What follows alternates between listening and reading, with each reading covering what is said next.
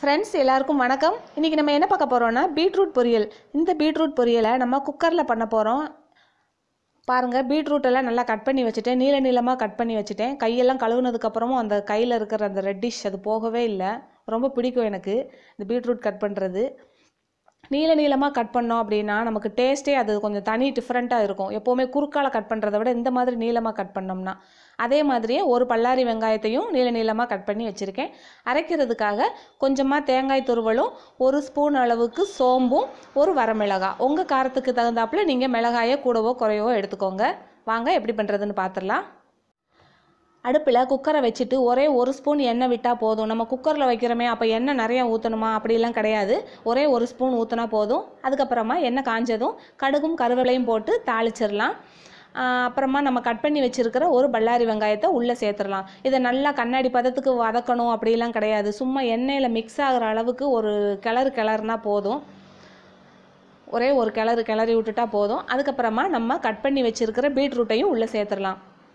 எந்த ஒரு வெஜிடபிளையுமே நம்ம நீட்டு வாக்கில் கட் பண்ணோம் அப்படின்னா அது டேஸ்ட்டே கொஞ்சம் நல்லா டிஃப்ரெண்ட்டாக இருக்கும். குறுக்கால கட் பண்ணால் அவ்வளோவா டேஸ்ட் எடுக்காது.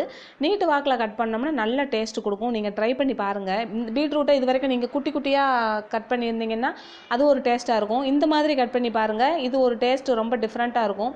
பீட்ரூட் பிடிக்காதவங்களுக்கும் நல்லா பிடிக்கும். இது எண்ணெயில் எல்லாம் மிக்ஸ் ஆகிற அளவுக்கு ஒரு கிளறி விட்டுறலாம். ஒன்று வதக்கணும்னு ஒன்றும் அவசியம் இல்லை. நீங்கள் அவசரமாக சமையல் பண்ணணுங்கிறப்ப இந்த மெத்தட் யூஸ் பண்ணிக்கோங்க. உங்களுக்கு ஈஸியாக இருக்கும். ரொம்ப டேஸ்ட்டாகவும் இருக்கும் இந்த பொரியல். நம்ம அரைச்சி வச்சுருக்கிற மசாலாவை உள்ளே சேர்த்துடலாம். கொஞ்சமாக தண்ணி ஊற்றி திருத்திரியாக அரைச்சிக்கணும். வலுவலுன்னு அரைச்சிடக்கூடாது.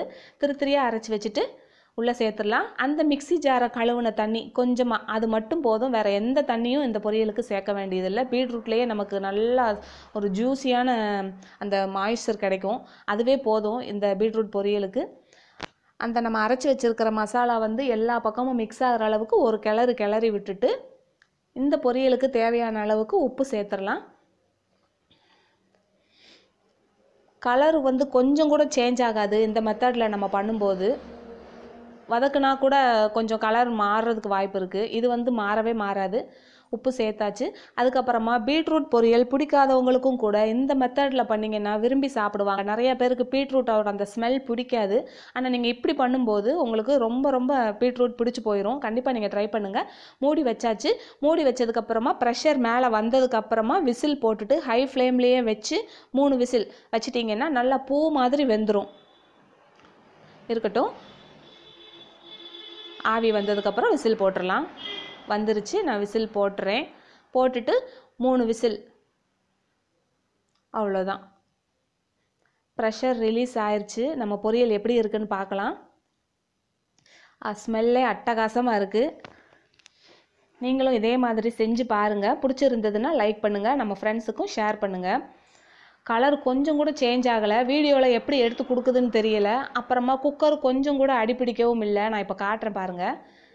கலர் கொஞ்சம் கூட சேஞ்ச் ஆகலை. காய் எப்படி பூ மாதிரி வெந்திருக்கு பாருங்கள். பார்த்தீங்களா? அப்படி அல்வா மாதிரி இருக்குது பாருங்கள். கொஞ்சம் கூட அடிப்பிடிக்கவும் இல்லை.